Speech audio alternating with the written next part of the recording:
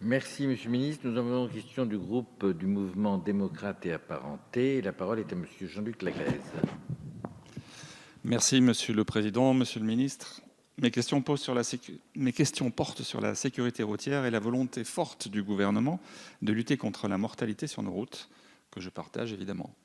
Tout d'abord, je souhaiterais que le gouvernement apporte les justifications utiles sur les mesures prises par le dernier comité interministériel de la sécurité routière, notamment sur la mesure numéro 5, visant à réduire à compter de juillet 2018 de 90 à 80 km/h les vitesses maximales autorisées sur certaines routes à double sens. Cette mesure a été mal comprise par nos concitoyens. Pourtant, des expérimentations ont été conduites entre 2015 et 2017 sur des tronçons dans la Drôme, la Nièvre, dans l'Yonne et en Haute-Saône, et des études y ont été consacrées. Je souhaiterais donc que vous puissiez apporter aujourd'hui des éléments d'éclaircissement à ce sujet, de nature à expliquer et rationaliser les choix du gouvernement et à rassurer nos concitoyens. Ensuite, je souhaiterais m'attarder sur l'accidentologie en deux roues, sujet que j'ai vécu dans ma propre chair. La mortalité est repartie en forte hausse en 2017, avec près de 800 décès sur les 3700 décès qu'ont connus les routes de France cette même année. Ces décès sont d'autant plus insupportables que des mesures simples pourraient être mises en place pour les éviter.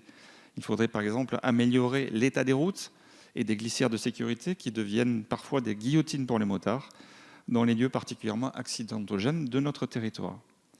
Que compte faire le gouvernement pour faire baisser drastiquement cette mortalité chez les deux roues? Ces mesures font-elles partie de votre feuille de route? Finalement, je voudrais rappeler ici que des comportements simples peuvent permettre d'éviter des accidents et donc de sauver des vies. Je pense par exemple à l'utilisation systématique des clignotants, notamment lorsqu'on tourne à gauche. Oui, c'est vrai que rarement des véhicules à 4 roues utilisent le clignotant quand ils tournent à gauche. Au port de casque, bien sûr, à 2 roues, ou à l'interdiction d'utiliser son téléphone portable au volant. Malheureusement, ces pratiques sont pourtant logiques et souvent négligées. Donc je souhaiterais connaître la position de votre gouvernement. Merci, Monsieur le Ministre. Merci, Monsieur le Ministre, vous avez la parole. Merci, Monsieur le député, pour la tonalité de votre question et tout le sens sur l'acceptabilité par nos concitoyens, puisque c'est votre première question. Je l'ai dit, les chiffres seront malheureusement têtus, comme ils le sont quand ils sont à la hausse.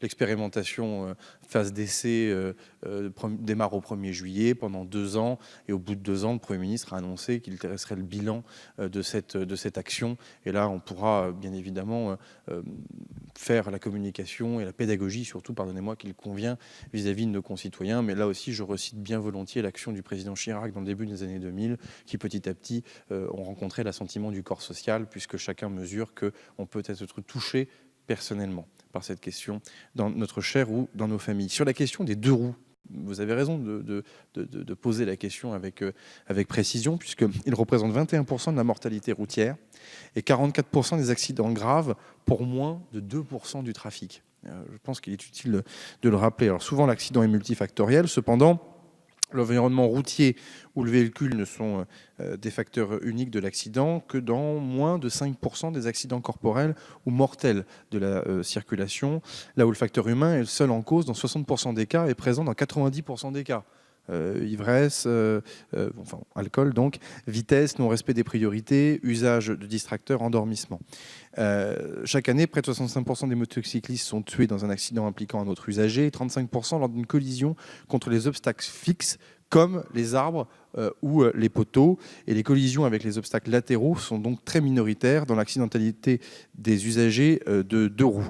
Alors les pouvoirs publics ne restent évidemment pas inactifs, puisque nous mettons en place des glissières de sécurité routière doublées sur le réseau routier national. Et dans certains types de virages, nous allons continuer justement ce déploiement. Les gestionnaires de voirie les mettent d'ailleurs systématiquement en place sur les nouveaux aménagements ou lors de réparations importantes. Cependant, une glissière de sécurité doublée n'assure aucune sécurité au-delà de 50 km/h, vitesse d'impact qui provoque un arrêt brutal, souvent mortel.